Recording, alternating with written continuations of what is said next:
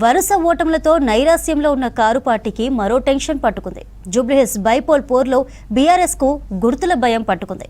కారును పోలి ఉండే రోడ్ రోలర్, రోటీ మేకర్ గుర్తులను స్వతంత్ర అభ్యర్థులకు కేటాయించింది ఈసీ. దీంతో ఓటర్లు ఎక్కడ కన్ఫ్యూజ్ అవుతారోనని ఆందోళన చెందుతోంది గులాబీ క్యాడర్.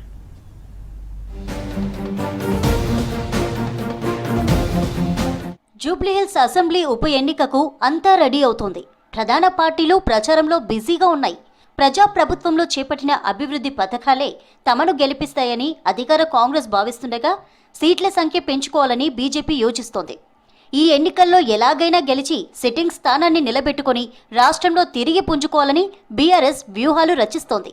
ఇక గులాబీ బాస్ కేసీఆర్ ప్రస్తుతం నియోజకవర్గంలో నెలకొన్న పరిణామాలు, చేరికలు, ప్రచార శైలిపై నేతలకు దిశానిర్దేశం చేస్తున్నారు. మరోవైపు ప్రధాన పార్టీల అభ్యర్థులకు గుర్తులు గుబులు రేపుతున్నాయి.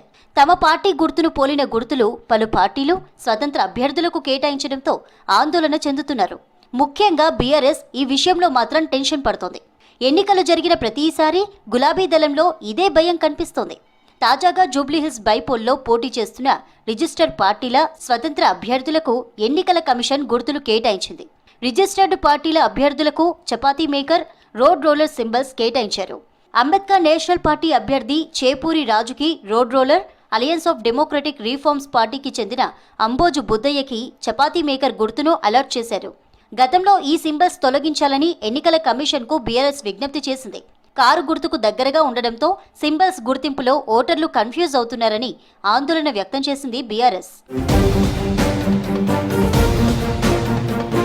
కొద్ది రోజుల క్రితం మాజీ మంత్రి కేటీఆర్ ఢిల్లీ వెళ్లి కేంద్ర ఎన్నికల సంఘానికి ఇదే విషయంపై కూడా ఫిర్యాదు చేశారు.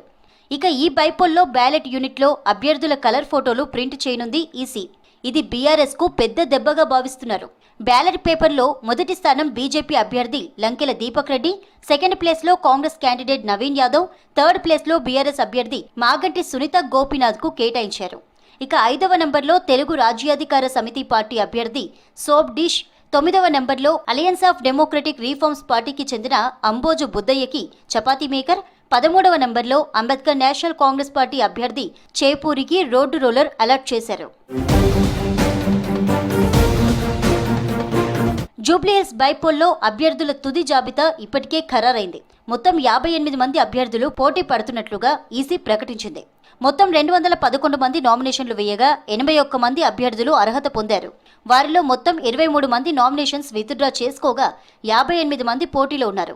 అయితే ఇంతమంది పోటీ చేయడం జూబ్లీహిల్స్ అసెంబ్లీ నియోజకవర్గ చరిత్రలో ఇదే ఫస్ట్ టైం. 2009 ఎన్నికల్లో 13 మంది, 2014 ఎన్నికల్లో 21 మంది, 2018 ఎన్నికల్లో 18 మంది పోటీ పడగా 2023లో జరిగిన ఎన్నికల్లో 19 మంది అభ్యర్థులు బరిలో నిలిచారు. కానీ ఈసారి ప్రధాన పార్టీలతో పాటు పెద్ద సంఖ్యలో స్వతంత్రులు, విద్యార్థి సంఘాల నాయకులు, రైతులు బరిలో ఉన్నారు.